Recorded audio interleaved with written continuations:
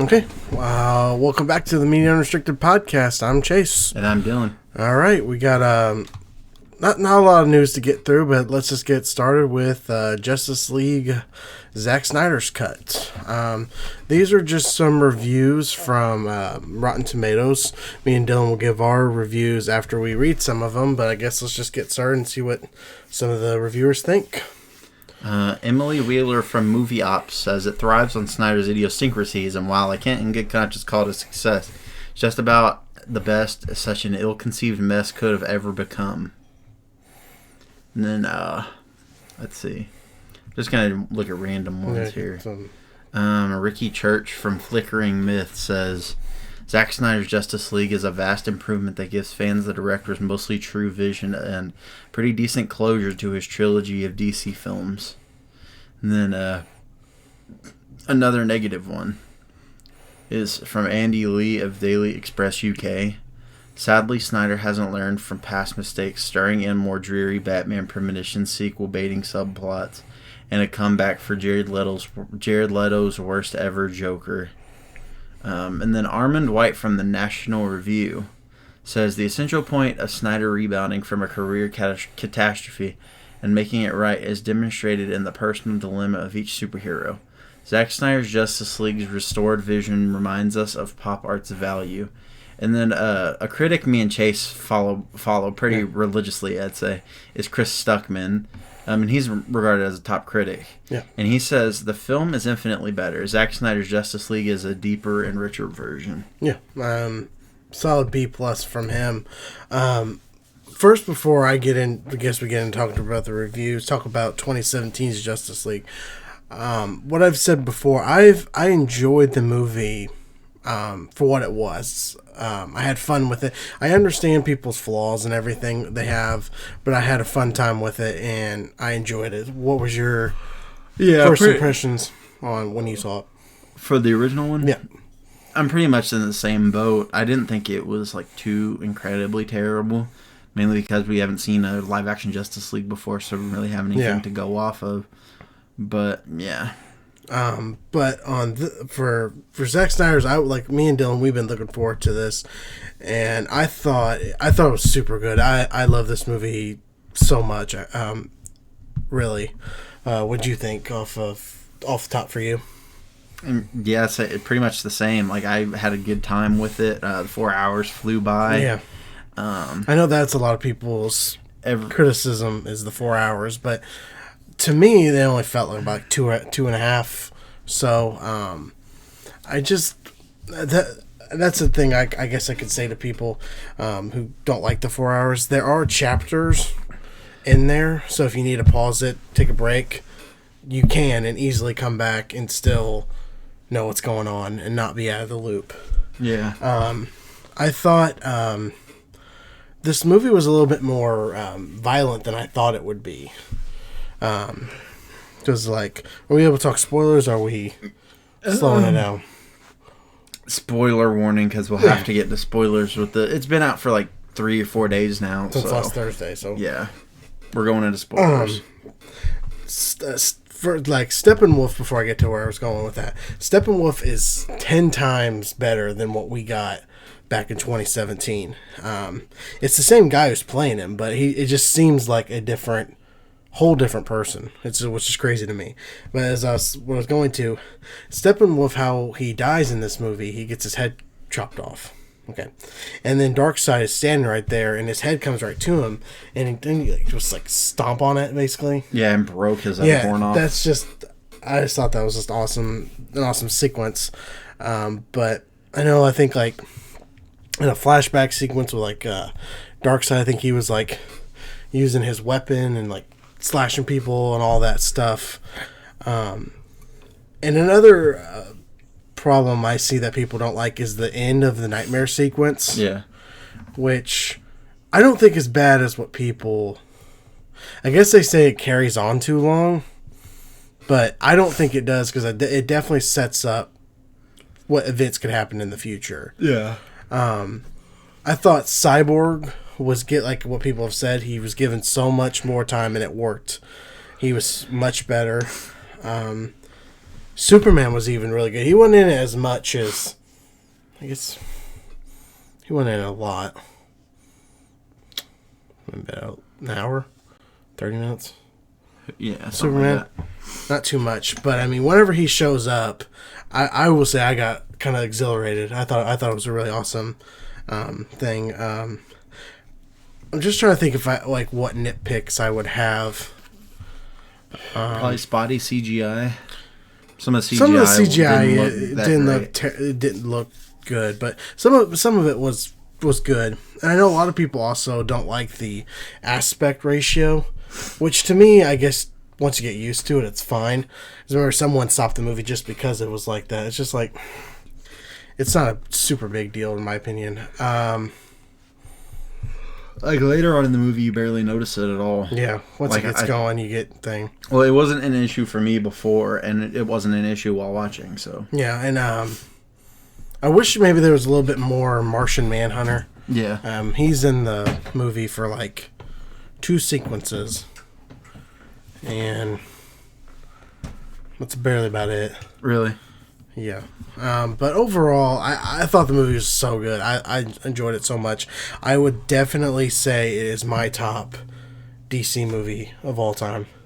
I don't know if it's yours or in your ballpark. Yeah, I don't have any other thoughts other than what Chase said, because I don't want to, like, because he pretty much said everything that I was going to say, because we watched it together. We pretty much have the exact same thoughts on the movie. And definitely, I think we both said that we'd rather watch this one 10 times more than we would even if we didn't have to watch the Josh Whedon's version. I think we'd survive. And I don't want to just sit here and parrot exactly the same thing that Chase said, because you just heard it. You just heard it from him yourself. Yeah. And me saying it wouldn't really make a difference. You know what I mean? Because it's already been said. But like he said, I had all the exact same feelings he did. It was a great movie. Cyborg's character was great. A lot of people complaining about the Flash's character, but I think his character was just fine. Yeah, he was good. Arguably the most important character in the whole movie. Definitely. If you see it. Let's not talk about that one. I know we said spoilers. Let's let people see that part where he comes in thing. But overall, definitely I want people to give this a watch. Yeah. And I know, like I said, the 4 hours, I got it. Because I know everyone's complaining. It's 4 hours. It's 4 hours. It's 4 hours. Like I said, you don't have to sit there for 4 hours. Me and Dylan, we actually did. We didn't get up at all. Or you might have once, but I know I didn't. I didn't think it, like I said, the length was too bad. We did Avengers Endgame. I've done it 4 times since I've seen it. And that was 3 hours and everything. But I definitely want people to see this, and I want # restore the Snyder Cut, or whatever the saying is. Please restore the Snyderverse. Yeah, right. Please keep Zack Snyder's vision going, because I think it could be something special. Yeah. All right. Before we move on to the next topic, I want to get on to our sponsor, Bang Energy. No, I'm just kidding. But if you do see this, Bang, I will 100% accept that, because your energy drinks are delicious. All right, let's move on to the next topic. And that is Venom II, Let There Be Carnage, has been delayed until September. Sucks. Now, the main reason it's been delayed is mainly because, what movie was it? There was there was something else. I can't remember what it was. Fast and Furious. That's right. Fast 9 is supposed to be coming out in... was like April or May when this originally was supposed to come out. Yeah. And then Fast 9, since it came on the same day, it basically forced Sony to have to push Venom 2 until September. But it's not too bad, because I think it's like September 17th, for Venom 2, which really isn't that bad. Because it also, I think it helps. But Quiet Place 2. There's the thing. Well, that's the thing. We don't know if Venom 2 is going to have to be moved again, because this is the same day that A Quiet Place Part 2 comes out. So we don't know if Venom 2 is going to get moved or if A Quiet Place is going to get moved. Nah. I feel like they just release them both. Why not? Yeah. If people want to see them, they'll see them both. I mean, don't have them compete. They'll both earn the money they need. It's just like the same thing, because those movies, the thing is, Quiet Place is more for adults, I guess, because it's considered a horror movie. So I mean, and Venom is a superhero movie, so they got their different audiences. So release them both. It's kind of the same thing. Whenever Toy Story 4 came out, I think Child's Play, the remake, came out the same day. I mean, who did better, of course, but I mean, let's release them on the same day, because I'm getting tired of seeing movies being delayed and all this stuff. Because I thought when I first read it, I thought it got moved up because I thought it came out in October. So I think it did. I don't know. Maybe it was. Well, maybe I think it was moved up and then they pushed it back. Yeah. I just been looking forward to this movie since the first one came out because the first one was so good. To be honest, I think the Fast and the Furious movie shouldn't even be existing anymore. Don't want to hit anyone's nerve with that one. I just think 9 movies is just a bit out, but at least we'll see what happens.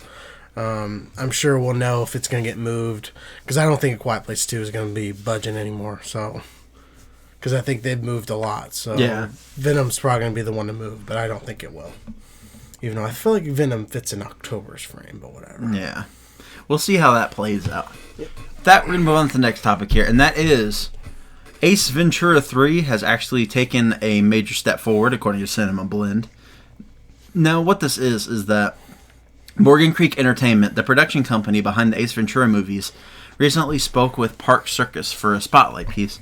And while upcoming projects were discussed, it was noted that Ace Ventura 3 now has writers attached and is headed to streaming.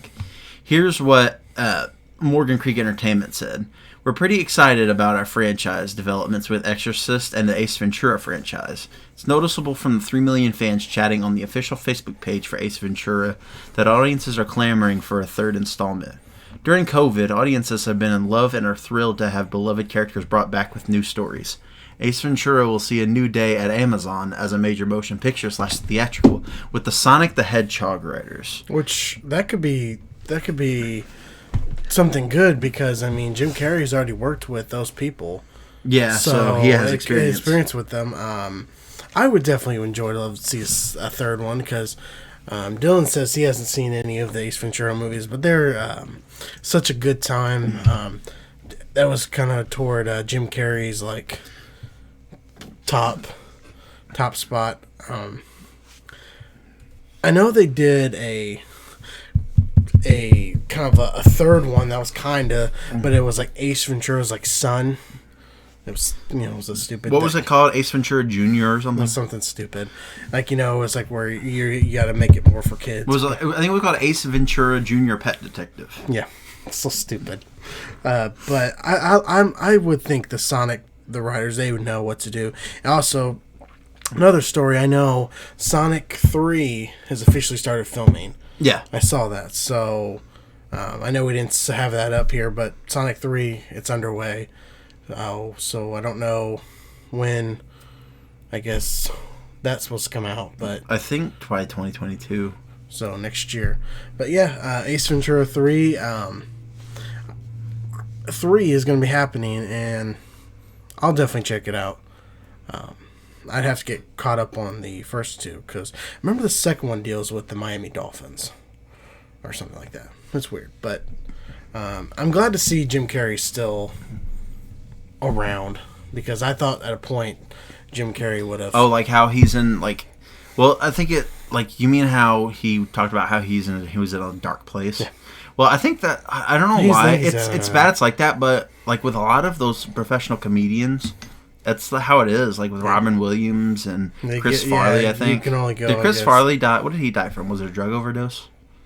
Yeah. Like Chris Farley, all of the, like, a lot of professional comedians, like, it's like how, I don't know if it's a saying, but I swear, I think I've heard it somewhere before. It's like they're laughing on the outside, but they're hurting on the inside. Yeah, you've heard that before. It's like that kind of thing. Yeah, but people use laughter to deal with their depression, and I think that's what a lot of comedians are doing. Because Jim Carrey was pretty big back in the day.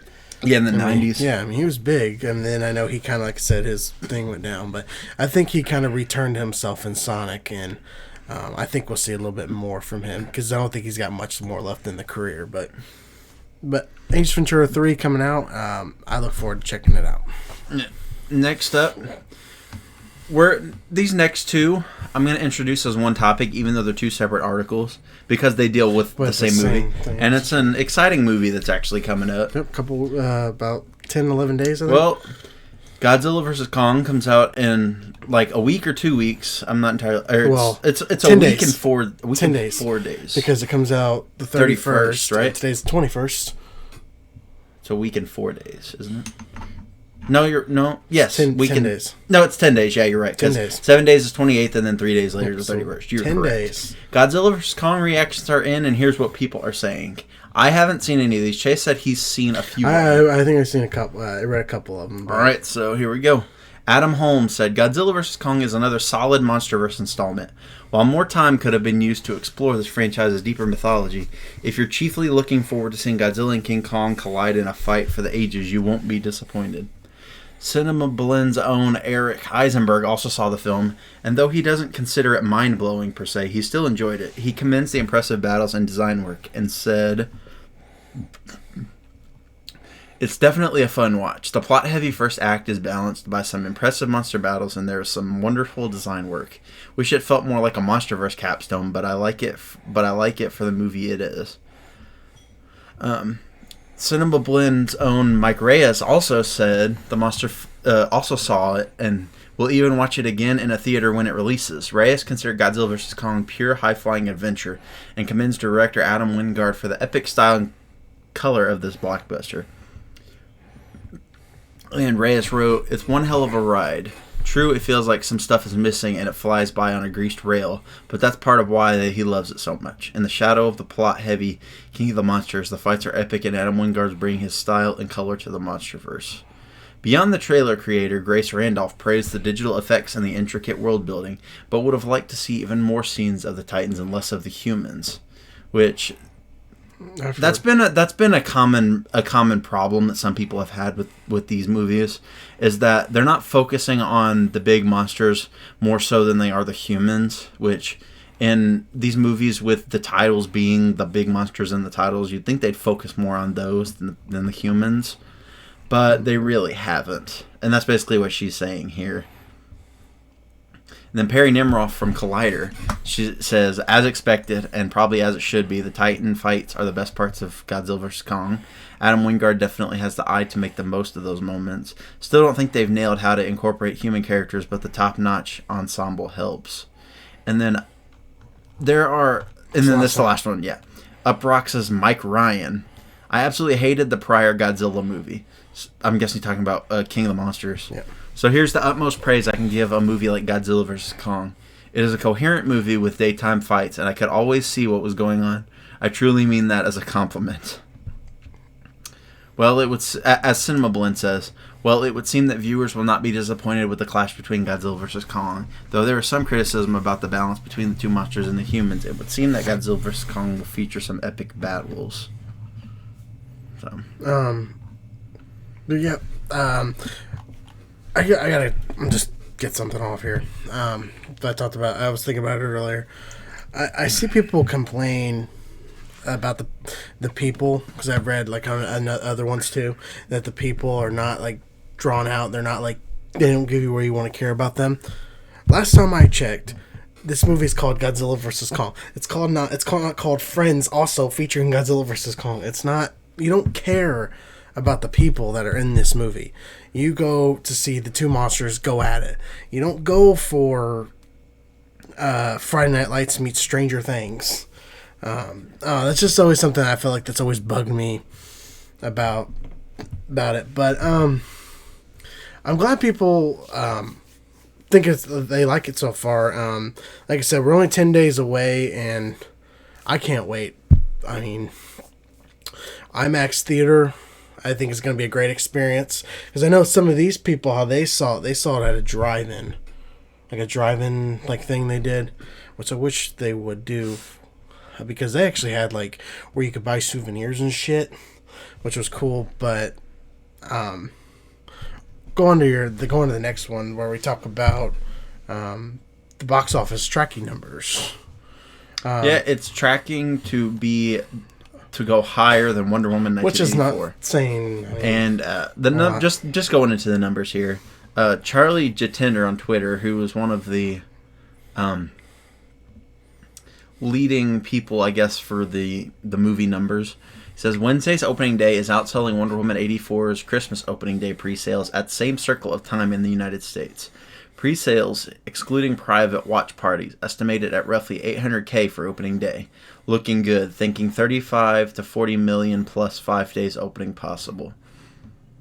And comicbook.com says right here in this little section, private screenings have become very popular amidst the pandemic, and moviegoers can rent theaters out for screenings to invite circle of friends. According to analyst MeJat32, which is who we just referenced, private watch parties are estimated to bring in roughly $800,000 USD on opening day. And as for the total 5-day opening, which is Wednesday, Thursday, Friday, Saturday, and Sunday, the whole weekend, including Wednesday and Thursday, tentative reports put Godzilla V Kong at 35 to 40 million, which is high above Wonder Woman 1984, which just had at just 16.7 million. This total was previously the highest box office opening during the pandemic, but Godzilla vs. Kong hopes to change that. So, I'm definitely glad. I think that the trailer, has dragged the people out. I feel like people are ready to get back to the movies. I think this is the one that's going to get people back. Because I've heard in bigger cities, some of the showtimes have actually sold out. I mean, ours hasn't sold out yet, but I bet you on that day it comes out 31st, a lot of these screenings will be a sellout. Yeah. Like I said, we only got 10 days, so I can't wait to actually get to talk to you guys about how this movie is. I know usually we do these on Sundays, and that Sunday will be Easter. So we might do, if you're all right with it, maybe after we see the movie, we make a video and discuss our thoughts and everything real quick, and just do a quick review out of the theater, so we get our first impressions. If you're up for that. Yeah. But like I said, 10 days. I just can't wait to see how the numbers go and what everybody's thinking when it comes out. All right. You want to introduce the next one? All right.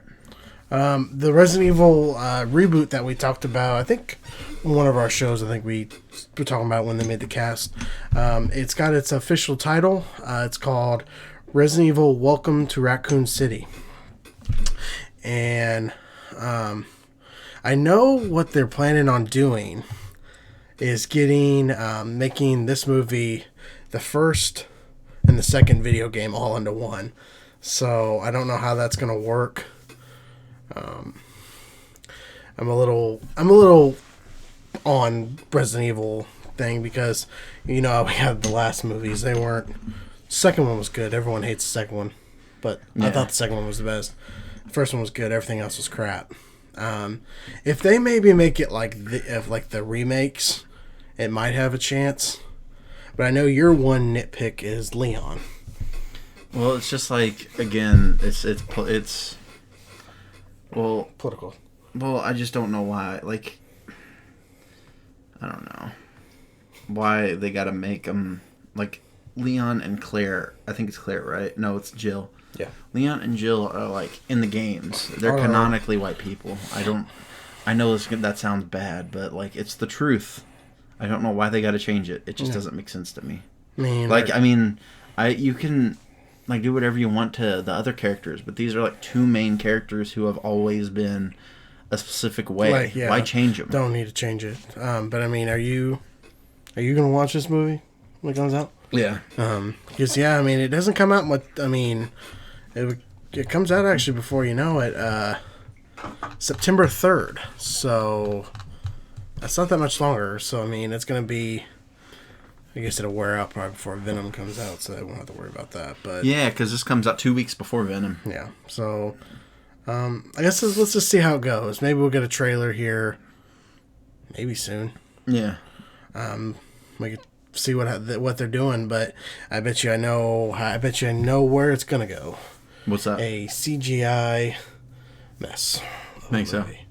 I just hope it's better than what we've had before. I hope it's more true to what the video games, but I doubt it will be. You never know.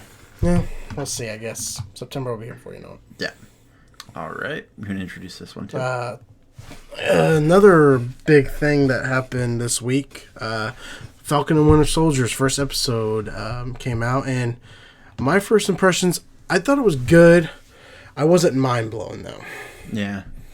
I know a lot of people were, like, in love with the show, like, from first things, but I don't know what. There's just something I just didn't feel this vibe with for.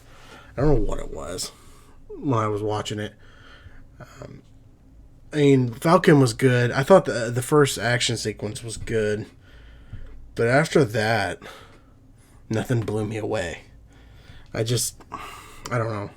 I know it's just the first episode, and I know if it's like WandaVision, maybe it'll take a little time, but I just say, I thought it was good, but I just wasn't impressed. You got any? Well, it'll have to pick up because I think there's only 6 episodes. Yeah, there is only 6 episodes. I thought there was more than that, no. But so I think it'll pick up next episode.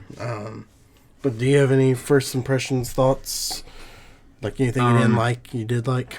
Well, I thought Rhodey being in there was pretty cool. Yeah, that was unexpected. I didn't think that was cool. And then, everything else was pretty just whatever. Honestly, like the stuff with Bucky was pretty much whatever. I mean, he went to a therapist. He found out as the Winter Soldier that he killed his Asian best friend's son. And then he went on a date with that girl. Yeah. And then, not much else happened really. Yeah, him. And then Sam went back home to his sister and his nephews. Yeah. They had their boat. He was trying to get a loan.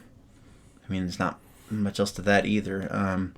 Instead of accepting the role as Captain America, he gave it to the Smithsonian. But then at the end of the episode, the government or whatever said they need a new Captain America for the age, so they hired Chris Walker to be that new Captain America.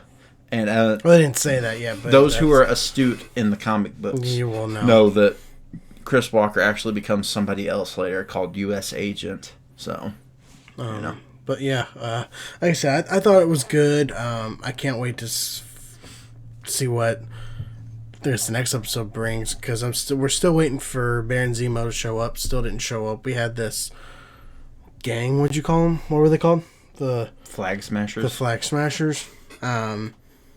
Which they're their own thing, but I felt like they could have been tied with Baron Zemo in some way. But, yeah. But overall, I thought it was good. Definitely way better than WandaVision's first episode. I could easily say that. Yeah. That's not saying much, I guess. But yeah, I can't wait to see what happens next, because, like I said, they'll be over with before you know it. All right. Young Rock episode 4. This one just discussed about whenever Dwayne Johnson got injured playing for Miami, and like how he dealt with it and everything. He actually wore that in the episode. That's all kind of more or less that episode was about, because it shows Michael Irvin, because he was in school with him and everything. It was a good episode, definitely learning, because I know I read that in his biography, learning about that and seeing that.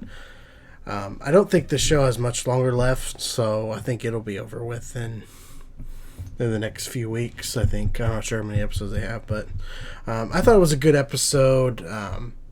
Just look forward to seeing what else is left. All right. And this next one will be our final topic of the day here. And that is more Moon Knight news. Oscar Isaac on his Instagram actually shared a new stunt training video that he did. Now, I don't think we're allowed to play this. Right? I don't think we're allowed to play this. I'm not going to take that chance, regardless. But if you head on over to Mad Gene Media on Instagram, you'll be able to watch it. And it's pretty interesting. It just shows Oscar Isaac doing a bunch of gun disarming and flipping guys and doing some Black Widow, some real Black Widow kind of moves. It was really some Black Widow shit. But it was definitely cool. I've been looking forward to seeing. This is a TV show, right? Or is it a movie? Yeah, it's a TV show. Okay. I've been really looking forward to Moon Knight, because I think it's the more, shall I say, interesting. Because he's not. He's a hero, but he's more, isn't he? like an anti-hero. Yeah, sort of. Yeah, kind of like Venom. Yeah, but I can't wait to see it all. If those actually like kind of seeing all that play out in the show, because like I said, he disarms the guy. I thought that was pretty cool. But yeah, I mean another Marvel show coming down the line. So get your Disney Plus if you don't have one. You're gonna need it. And before we leave, like I said, we're gonna have. I think this next week I think will be a little bit slower. But the week after, like I said, we'll have Godzilla vs. Kong, and that'll be a big thing to talk about. But I mean, we'll also have Superman and Lois episode 4 and 5. Yeah, is it episode 5 is next week, or are they taking that break? It's episode 5 the break? And then break. Okay, so yeah, next week we'll have the reviews for episode 4 and 5. Yeah, Superman and Lois. He didn't get a chance to watch it, Yeah. So I just know episode 5 is going to be good because I'm not going to spoil anything, but. Episode 5 is like the preview. Okay. It looks good. So please give us a subscribe, give us a like. We highly appreciate it. Yeah. But just keep following us. We highly appreciate everything.